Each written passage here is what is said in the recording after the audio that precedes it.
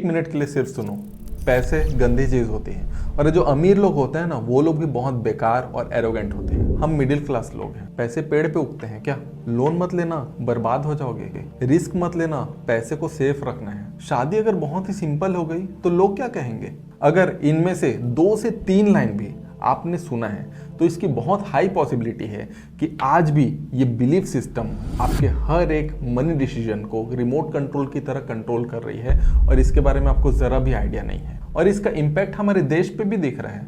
House hold financial savings पूरे GDP का मात्र 5 से 6% हो गया है और जो ओवरऑल डेब्ट है वो लगभग डबल हो चुका है। नमस्कार दोस्तों, मेरा नाम है मुक्तेश।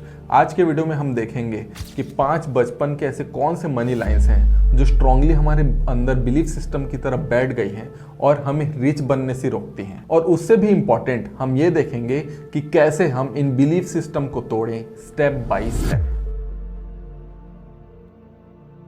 देखिए, 0 से 10 इयर्स की एज तक के आप जो भी देखते हैं, सुनते हैं, फील करते हैं, वो सब आपके सबकॉन्शियस में सॉफ्टवेयर बन जाते हैं। घर में अगर अक्सर ये बातें होती थी कि पैसे मुश्किल से आते हैं, पैसों के लिए लड़ाई मत करो, हमारे किस्मत में तो बस इतना ही लिखा है, तो अंदर एक इनविजिबल सीलिंग बन जाता है जो हमें आगे बढ़ने से रोकता है। हम ऊपर से तो बोलते रहते हैं, कॉन्शियसली तो बोलते रहते हैं कि हमें फाइनेंशियल फ्रीडम चाहिए, लेकिन अंदर वही पुराना सॉफ्टवेयर चल रहा होता है। मैं इतने पैसों का हकदार थोड़ी ना हूँ, पैसे बहुत डेंजरस होते हैं, लोग क्या कहेंगे। आज वक्त है इस सॉफ्टवेयर को अपडेट करने का। चलिए शुरू करते हैं बिलीफ नंबर 1 से। पहला बिलीफ है, पैसे गंदी चीज हैं और अमीर लोग बेकार और एरोगेंट होते हैं। बचपन में शायद आपने ये लाइन सुनी हो कि पैसों की वजह से लोग अपने रिश्तों को तोड़ देते हैं और रिश्तों को टॉर्चर कर देते हैं। अमीर लोग बहुत एरोगेंट रहते हैं। या फिर आपने ये भी सुना होगा कि बहुत ज्यादा पैसों का क्या करना, एक सिंपल लाइफ जीना चाहिए। तो आखिर प्रॉब्लम क्या है? प्रॉब्लम ये है कि जब ये बिलीफ सिस्टम आपके दिमाग में बैठ जाती है तो जब भी आपके पास एक एक्स्ट्रा इनकम आता है, चाहे वो बोनस के फॉर्म में हो या साइड इनकम के फॉर्म में हो या फिर किसी भी तरीके से बिजनेस के प्रॉफिट के फॉर्म में हो, तो जल्दी से जल्दी आप इन पैसों को खर्च कर देना चाहते हैं। या फिर इसका रिजल्ट ये भी हो सकता है कि कई बार आप अपने आप को इतना अंडर चार्ज करते हैं कि सबकॉन्शियसली आपको लगता है कि आप इससे ज्यादा डिजर्व ही नहीं करते हैं। सच ये है दोस्तों कि पैसा ना ही अच्छा है ना ही बुरा। पैसा सिर्फ एक एम्पलीफायर है। आप जो ऑलरेडी हैं वो उसे एम्पलीफाई कर देता है। अगर आप एक अच्छे इंसान हैं तो पैसा आपको और ज़्यादा एम्पलीफाई करके आपको और ज़्यादा अच्छे काम करने में मदद करेगा। हो सकता है कि आप अपने फैमिली को और ज़्यादा सिक्योर करें और ज़्यादा चैरिटी कर पाएं। एक छोटा सा काम कीजिए, एक कॉपी पेन लीजिए या फिर अपने फ़ोन के नोटपैड में ही लिखिए 5 ऐसे व्यक्तियों के नाम जो ज्यादा पैसों से दूसरों की मदद कर पाते हो सकता है कि वो कोई टीचर हो जिसने बचपन में आपका स्कूल का फीस माफ किया हो, या फिर हो सकता है कि वो कोई फ्रेंड्स या रिलेटिव हो जिन्होंने मुश्किल समय पे जब आपको पैसों की जरूरत थी तब आपकी पैसों से मदद किए हो, या फिर वो कोई एनजीओ या बिजनेसमैन हो सकते हैं जो ज्यादा से ज्यादा चैरिटी करते हो या फिर ज्यादा से ज्यादा जॉब्स क्रिएट करते हो। और डेली एक और लाइन बोलिए कि मेरे पास जितना ज्यादा पैसा आएगा मैं उतना ज्यादा अच्छा काम कर पाऊंगा। ये आपके गिल्ट को स्लोली डिसॉल्व कर देगा और एक नया बिलीफ सिस्टम डेवलप हो जाएगा। दूसरा बिलीफ जो इंडियन घरों में बहुत ही कॉमन है, रिस्क मत लो, पैसों को सेफ रखना है। क्या आपने ये लाइन सुनी है कि स्टॉक मार्केट कैसीनो है गैम्बलिंग की तरह? एफडी से ज्यादा सेफ कुछ भी नहीं और सबसे बेहतरीन इन्वेस्टमेंट गोल्ड ज्वेलरी के फॉर्म में होते हैं। इंटेंट पेरेंट्स का बहुत ही क्लियर होता है, बहुत अच्छा होता है, वो आपको सेफ रखना चाहते हैं, लेकिन लॉन्ग टर्म में इसका नुकसान हो सकता है। इसका रिजल्ट क्या होता है? आप 20 से 30 साल डिसिप्लिन की तरह सेविंग्स करते हैं, आरडी में, एफडी में, गोल्ड ज्वेलरी में, और ऊपर से इन्फ्लेशन आता है जो हर साल आपके खर्चों को बढ़ा देता है। 10 से 20 साल तक के सेविंग्स करने के बाद आप रियलाइज करते हैं कि इतना डिसिप्लिन से सेविंग्स किया, उसके बाद भी फाइनेंशियल फ्रीडम बहुत दूर लग रहा है। इसका सॉल्यूशन भी बहुत ही क्लियर है। एक सिंपल सा लाइन याद रखिए कि रिस्क न लेना भी लॉन्ग टर्म में एक बहुत बड़ा रिस्क है। इसका मतलब ये नहीं कि कल से ही आप स्टॉक मार्केट की दौड़ में शामिल हो जाएं। इसका मतलब ये है कि आप इक्विटी म्यूचुअल फंड्स के फॉर्म में स्टॉक मार्केट में एक इंडिया के ग्रोथ स्टोरी का एक छोटा सा हिस्सा बन सकते हैं। और साथ ही साथ इसके भी पहले एक इमरजेंसी फंड क्रिएट करना बहुत ज़रूरी है, जो 3 से 6 महीना के आपके इमरजेंसी फंड को या तो आप सेविंग्स या तो एफडी के फॉर्म में आप ब्लॉक करके रख सकें। और साथ ही साथ आने वाले 5 से 10 साल का जो भी आपका मेजर एक्सपेंडिचर है, चाहे आपके बच्चों के एजुकेशन हो या फिर उनकी शादी का एक्सपेंस हो या फिर आपका रिटायरमेंट प्लानिंग, वो सबको आप इक्विटी म्यूचुअल फंड के फॉर्म में सेव कर सकते हैं। बस एक सवाल आप पूछिए जब भी आप इन्वेस्टमेंट करना चाहते हैं, क्या मैं 20 से 30 साल अगर सेफ खेलता रहा तो क्या आपका रिटायरमेंट सेफ रहेगा? ये एक छोटा सा सवाल आपके इन्वेस्टमेंट के नजरिए को बदल देगा।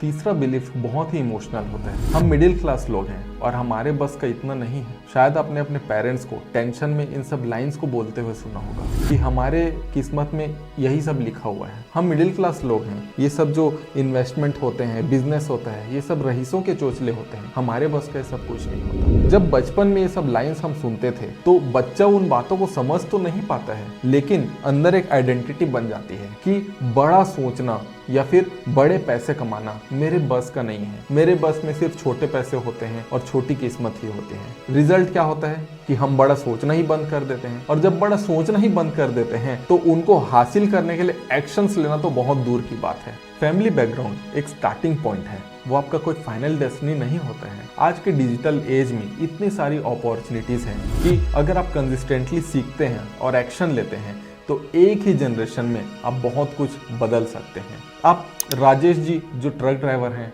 उनका एग्जाम्पल ले लीजिए, या फिर जाकिर खान जो कि स्टैंड अप कॉमेडियन हैं, सौरभ जोशी जो व्लॉग करते हैं, या फिर भुवन बम, इन सारे लोगों को ऑब्जर्व कीजिए। ये सारे के सारे मिडिल क्लास बैकग्राउंड से ही तो आते हैं, लेकिन आज के डेट में ये सब कहाँ हैं? अपना जनरेशन तो उन्होंने चेंज किया ही, आने वाले और कई जनरेशन के लिए उन्होंने ज़िंदगी को बदल कर रख दिया है। आने वाले 90 दिनों के लिए सिर्फ आप एक ही चैलेंज लीजिए कि आप कोई ऐसा स्किल सीखिए जिससे आपका इनकम बढ़ सकता हो, या फिर आप कुछ इन 3-4 ऑप्शन में से एक चीज़ कर सकते हैं। सबसे पहले या तो आप कोई फ्रीलांसिंग के लिए क्लाइंट ढूंढ सकते हैं, या तो फिर आप कोई कंटेंट क्रिएशन का जर्नी शुरू कर सकते हैं। आप अपने बिजनेस में कुछ नया अपॉर्चुनिटी, कुछ नया ऑप्शन शुरू कर सकते हैं, या फिर आप जहाँ पर भी है, जिस भी जॉब में हैं, वहाँ पर अपने बॉस से एक सैलरी रेज के लिए बहुत ही शांति से डिस्कस करके देख सकते हैं। और आप साथ ही साथ एक ग्रेटिट्यूड जर्नल शुरू कीजिए और उसमें लिखिए कि पैसे होने की वजह से आप कौन कौन सी चीज़ों को बहुत ही आसानी से कर पाते हैं। वो बहुत ही सिंपल सी चीज़ें भी हो सकती हैं, जैसे कि आप ट्रैवल कर पाते हैं, या फिर मेडिसिन, एजुकेशन, इंटरनेट को एक्सेस कर पाते हैं। ये सारी चीज़ें किसी न किसी तरीके से पैसों की वजह से आप बहुत ही आसानी से कर पाते हैं। धीरे धीरे आपका जो बिलीफ सिस्टम है वो कमी मतलब लैक से आप एबंडेंस की तरह शिफ्ट होने लगेगा और पॉसिबिलिटीज की तरह शिफ्ट होने लगेगा। चौथा बिलीफ लोन्स के अराउंड होता है। 2 एक्सट्रीम वर्जन्स होते हैं। पहला ये कि लोन लेना पाप है, किसी से पैसे नहीं लेना चाहिए, ईएमआई आपकी जिंदगी को बर्बाद करता है। और दूसरा बिलीफ ये होता है कि लोन तो बहुत ही कॉमन है, हर किसी का लोन होता है, कार लोन, ईएमआई, फोन का लोन, होम का लोन, सब चीज का लोन तो हर किसी का ईएमआई चलते रहता है, बहुत ही नॉर्मल है। अब पहले वर्जन में ये होता है कि जब भी आपको एक अच्छी अपॉर्चुनिटी मिलती है, चाहे आपको एजुकेशन की अपॉर्चुनिटी मिले या फिर बिजनेस की अपॉर्चुनिटी मिले, तो आप उस अपॉर्चुनिटी को भी मिस कर जाते हैं क्योंकि आप लोन से बहुत ज्यादा घबराते हैं। और दूसरे वर्जन में ये होता है कि आप जरूरत से ज्यादा लोन ले लेते हैं, और जब भी आपका सैलरी बढ़ता है तब आप एक नया लोन और एक नया ईएमआई अपने पूरे सिस्टम में ऐड कर लेते हैं, और बहुत सालों बाद आप रियलाइज कर पाते हैं कि इतना ईएमआई चल रहा है कि इन्वेस्टमेंट करने के लिए तो जगह ही नहीं बच पा रहे हैं। तो अब करें तो क्या करें? लोन ना ही अच्छा होता है ना ही बुरा होता है, लोन एक टूल की तरह होता है। अगर आपको किसी भी अच्छे चीज के लिए लोन लेना पड़े, एक अच्छी अपॉर्चुनिटी मिले, चाहे वो एजुकेशन के लिए हो, बिजनेस के लिए हो, होम लोन हो, ये सारी अच्छी अपॉर्चुनिटी के लिए आपको लोन ले लेना चाहिए। और जब भी कुछ बहुत ही हाई इंटरेस्ट रेट्स के लोन होते हैं, जैसे कि क्रेडिट कार्ड के लोन हो गए, पर्सनल लोन हो गए, इन सब को आप जितना ज्यादा अवॉइड कर सके अवॉइड करना चाहिए। अगर आपका ऑलरेडी क्रेडिट कार्ड का लोन और पर्सनल लोन चल रहा हो तो मैं आपको एडवाइस करूंगा कि किसी भी तरीके से सबसे ज़्यादा हाई प्रायोरिटी के साथ इन लोन्स को क्लोज कर दीजिए, और आगे से इन लोन्स को लेने से पहले 10 बार सोचिए कि क्या ये आज भी आपके लिए ज़रूरी है। और आप अपने लोन का एक ऑडिट कीजिए कि कौन कौन से जो पर्सनल लोन है और हाई इंटरेस्ट लोन्स हैं उनको मैं कितना जल्दी क्लोज कर सकता हूं और उनसे जो पैसे बचेंगे उसको कैसे मैं अपने भविष्य के लिए इन्वेस्ट कर सकता हूं। पांचवा बिलीफ शायद सबसे पावरफुल है, लोग क्या कहेंगे। इंडियन फैमिलीज में ये बहुत ही कॉमन है कि शादी अगर छोटी हुई और सिंपल हुई तो लोग क्या कहेंगे, इतने साल से जॉब करने के बाद भी इतने छोटे से कार पे चल रहे हैं। या फिर मैंने गोल्ड की ज्वेलरी अगर नहीं पहनी तो लोगों को लगेगा कि मेरे पास पैसे नहीं है। ये सिर्फ इमोशन तक के ही लिमिटेड नहीं है। Indian wedding industry 6.5 lakh crore का इंडस्ट्री है सिर्फ और सिर्फ इंडिया में, और डेटा ये शो करता है कि एवरेज इंडियन वेडिंग का साइज 10 से 25 लाख के बीच स्पेंड करते हैं, और उसमें भी 10 से 15% लोग ऐसे हैं जो डायरेक्टली वेडिंग्स के लिए लोन लेते हैं, और इस लोन को चुकाने में उनके आने वाले 5 से 10 साल यूं ही चले जाते हैं। इसका रिजल्ट क्या होता है, ओवर साइज्ड वेडिंग हो जाती है और अननेसेसरी ज्वेलरी स्पेंड होता है, अननेसेसरी कार के अपग्रेड्स होते हैं, और ये सब सिर्फ इसलिए कि हमको दुनिया को दिखाना है। दुनिया वाले 2-3 दिन तक तो आपके बारे में बात करेंगे, लेकिन आपको उसका EMI चुकाने के लिए आने वाले 5 से 10 साल लगाने पड़ेंगे। हर बड़े खर्चे से पहले एक सिंपल सा सवाल पूछिए कि ये जो है वो लोगों को दिखाने के लिए है या फिर मेरी फैमिली की लॉन्ग टर्म पीस के लिए है। आप एक पेन और पेपर लीजिए और उसमें 2 कॉलम बनाइए।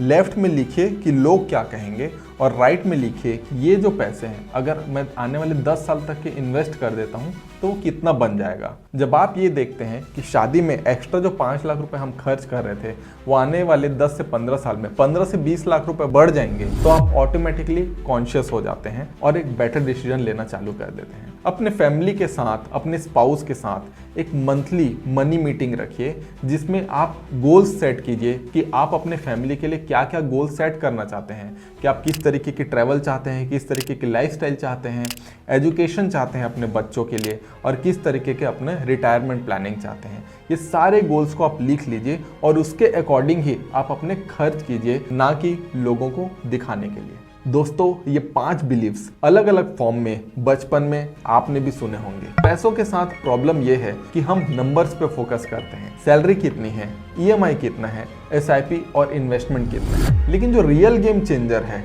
वो हमारी बिलीफ सिस्टम में होता है। मुझे बहुत ही स्ट्रांगली लगता है कि कोई ना कोई ऐसा बिलीफ सिस्टम होगा जिससे आपने रिलेट किया होगा, चाहे वो 1, 2, 3, 4 या 5 हो। आप हमें कमेंट करके जरूर बताएं कि कौन सा बिलीफ से आप रिलेट करते हैं, और अगर आपके कोई दोस्त हैं या रिश्तेदार हैं जिनका बिलीफ सिस्टम आप चेंज करना चाहते हो तो ये वीडियो उनसे शेयर करें, और ऐसी वीडियो लगातार पाने के लिए हमारे चैनल को सब्सक्राइब भी करें। तो अगले एपिसोड में हम फिर मिलेंगे जहां पर हम पैसे, माइंडसेट और थोड़ी सी स्पिरिचुअलिटी के साथ आपके मनी स्टोरी को रीराइट करेंगे। और ध्यान रखिए कि अगर आपका सोच बदलेगा तो आपका बैंक बैलेंस भी बदलेगा। अगले भी एपिसोड में फिर मुलाकात होगी, तब तक के लिए धन्यवाद।